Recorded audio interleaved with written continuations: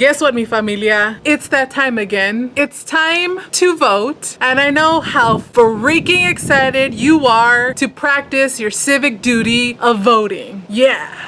This is gonna be the best election ever. Based on all the research I did on voting and finding out that more than half of eligible voters actually show up to the polls, I gather no one is actually excited to practice the most sacred of all our civic duties, voting. I think voting is not seen as very appealing because people have this erroneous idea that your individual vote in the grand scheme of things does not matter. But it totally does. I won't focus in this video on the presidential election. You already have a metric chingo ton of people telling you about that election more than hourly, minutely, on how important that election is, and it's the most important election of our lifetimes. We get it. And another person adding to that deluge, I don't think is gonna do any good either way. Especially since presidential elections seem so huge and abstract, you probably think policy changes on that level don't affect you immediately or directly. You'd be wrong.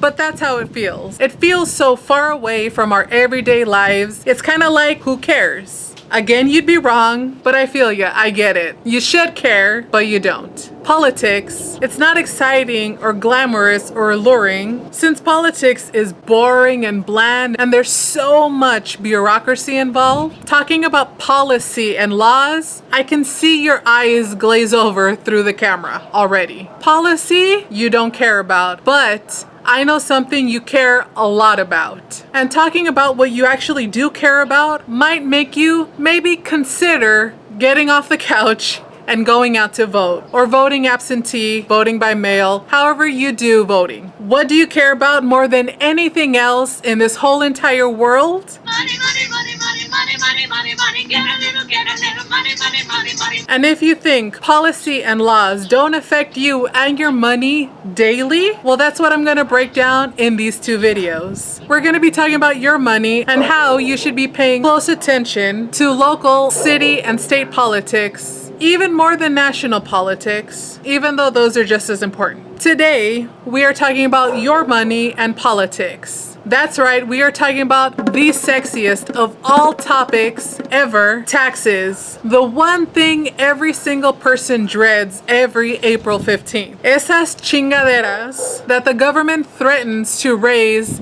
every single year. And I assure you, whether you work or not, taxes are the one thing you have to pay always, every day, for everything you do. Unless you're a millionaire or billionaire.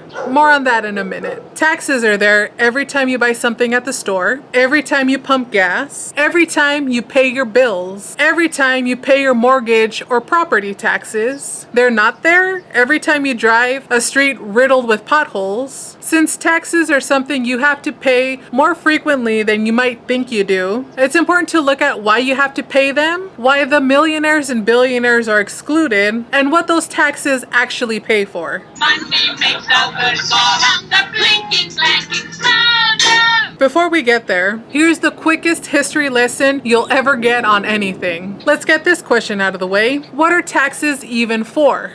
Justice Oliver Wendell Holmes once said, "Taxes are what we pay for a civilized society." In broad strokes, taxes are what you pay so the government can provide you with all kinds of services. There are a lot of services the government provides that we're not really aware of in our day-to-day lives, but are super important. There's the obvious stuff like the police, the fire department, schools, the DMV, but there's also other stuff like the FDA, who keep our food and medication safe for us to consume, or up until very recently, the CDC, who, when listened to, keep us safe from, I don't know, something like a completely preventable pandemic.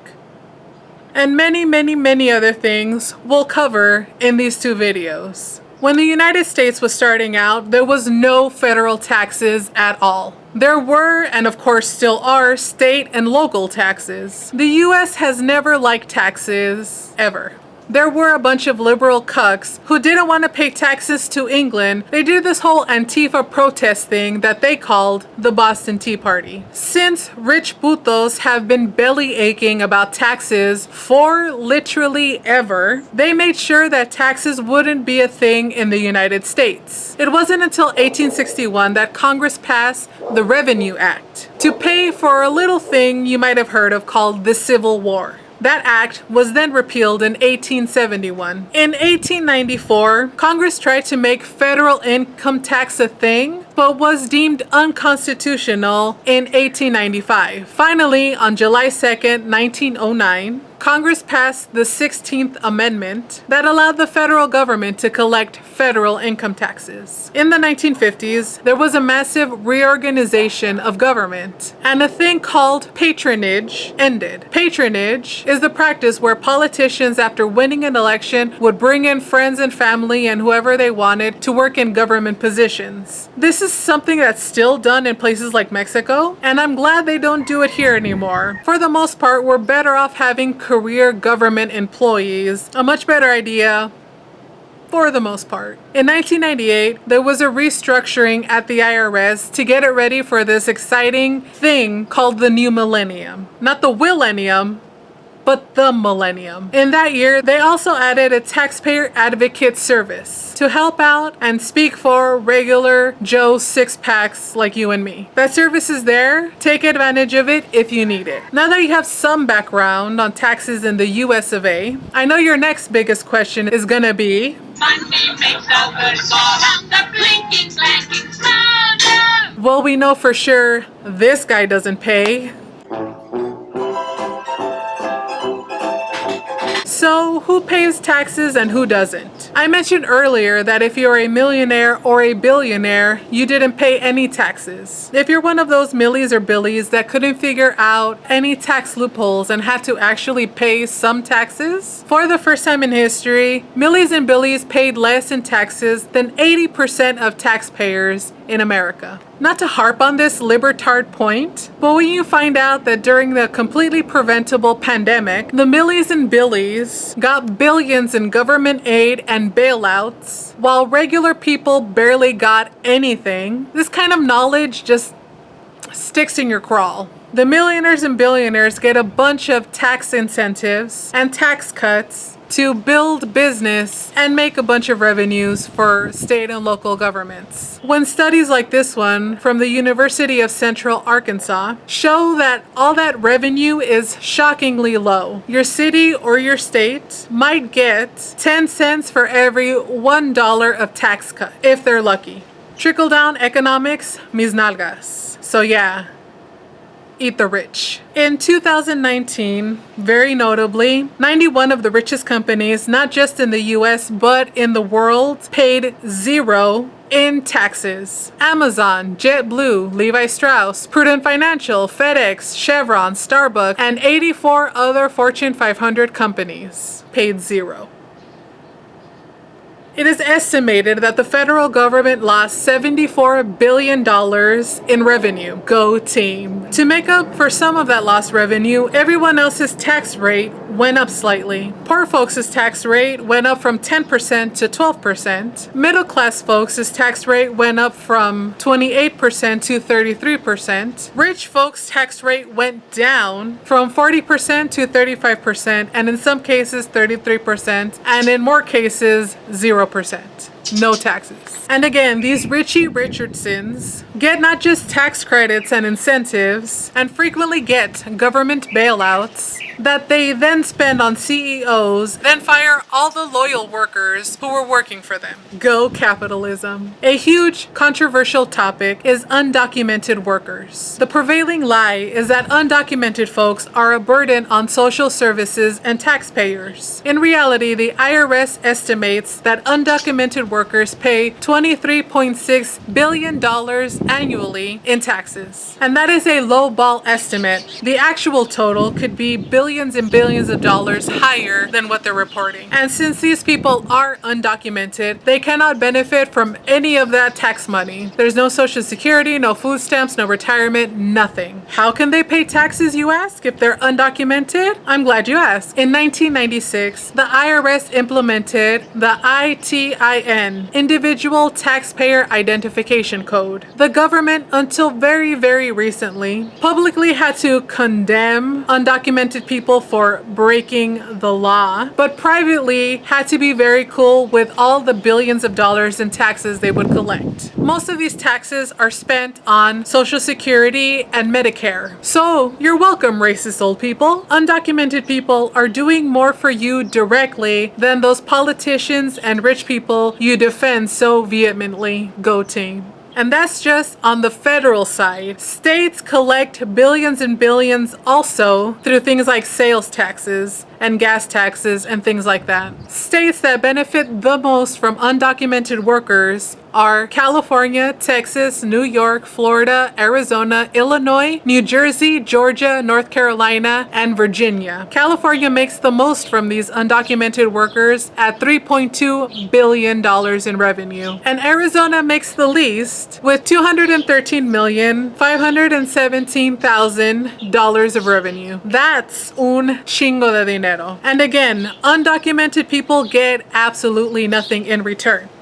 And when a state like California wants to give them back a couple of pennies to help them out during this completely preventable pandemic, racist putos bring up this false narrative of undocumented people leeching off the government and your tax dollars. Pendejos. With all these taxes and all this money that's collected, your next question might be, well, Money makes the world go round, the blinking, blanking sound of. what are these taxes spent on? First, we have to break down and distinguish between federal taxes and state taxes. Federal taxes are paid once a year. State and local taxes are also paid once a year, but also every day. Let's start with the big boy, federal taxes. The federal government in 2018 collected $3.3 trillion in total taxes. It takes the IRS and the Treasury Department a very, very long time to count and collect all of that money, so this is why we're like a year behind with these numbers. Here's the full breakdown. $1.68 trillion are in income taxes, $1.17 trillion in payroll taxes, $204.7 billion in corporate taxes, $95 billion in excise taxes, $175.9 billion in other taxes like estate taxes and gift taxes,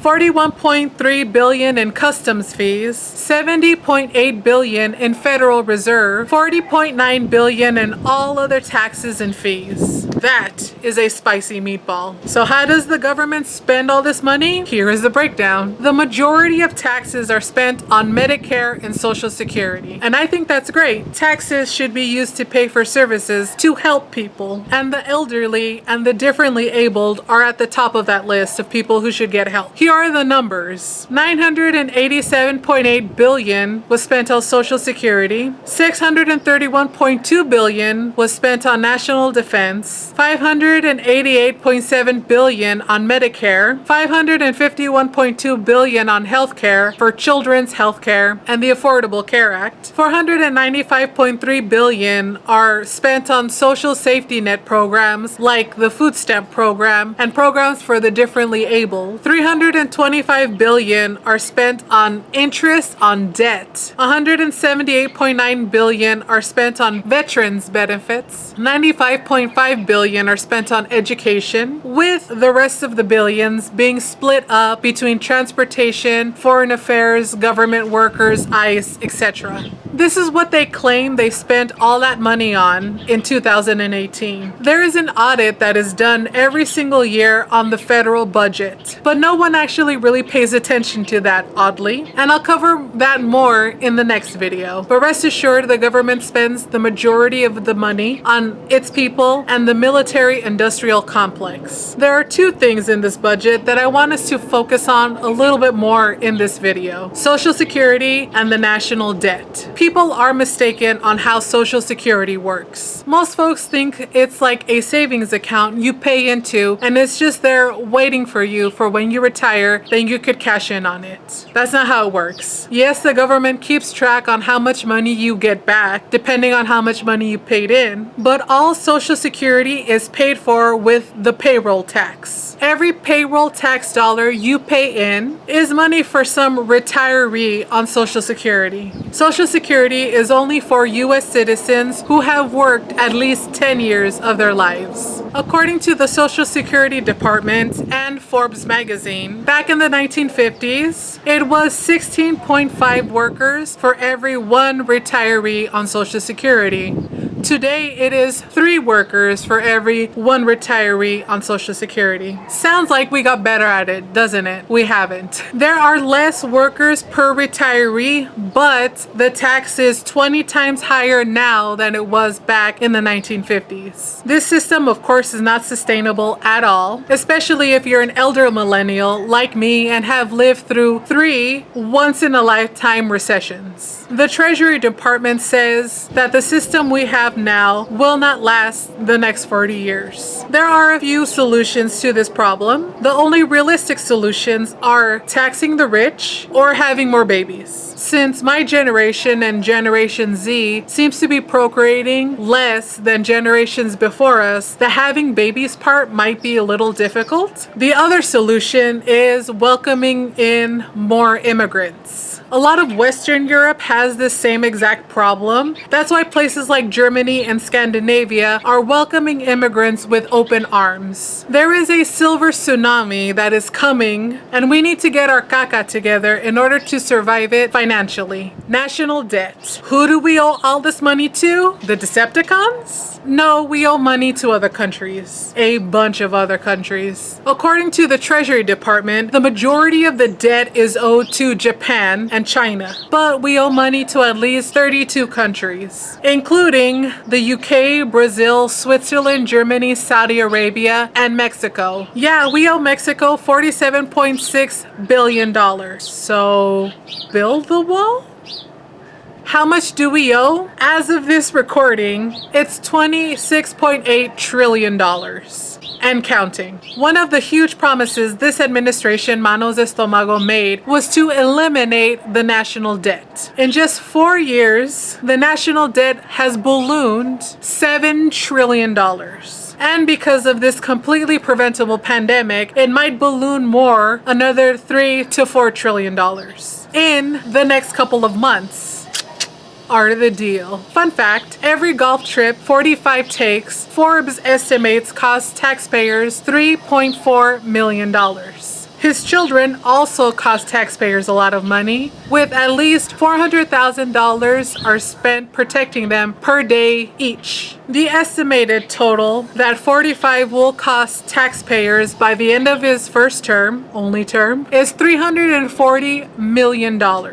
But it might turn out to be much higher than that. Let's move on to what affects you daily. State taxes. This would be a 2-hour video if I sat here and broke down every single state economy. So I'll just tell you what the taxes are and what they pay for in your state. This is broad what everyone pays for. State and local taxes include property taxes, sales taxes, gas taxes, utility taxes, business taxes, government fees, etc., just to name a few. These taxes are there to pay for police, fire departments, education, healthcare, unemployment, public transit, roads, bridges, infrastructure, correctional facilities, income assistance, paying for government workers and their pensions, and so much other stuff. Some states collect income taxes, some don't. The states that do collect income taxes, for the most part, have lower all other taxes. States that don't collect income taxes have higher everything else taxes. According to USA Today, the state with the highest of all tax burdens, that means the state that has the most and the most expensive taxes, is New York. The state with the lowest tax burden is Alaska. California, where I live, is number 14 on this list. A state like Texas has no state income taxes, but has super high sales and property taxes. Those taxes are much higher there than they are here in California. Washington State also doesn't have have those income taxes, but they have the highest sales tax and gas tax. They out-tax us in California. Kind of crazy. States are going to collect their revenue one way or another. So take all of that into consideration when you decide to live in whatever place you want to in this great, beautiful country. Taxes on a federal level don't affect the economy directly, but they do affect the economy very, very indirectly. So who's better for the economy, Republicans or Democrats?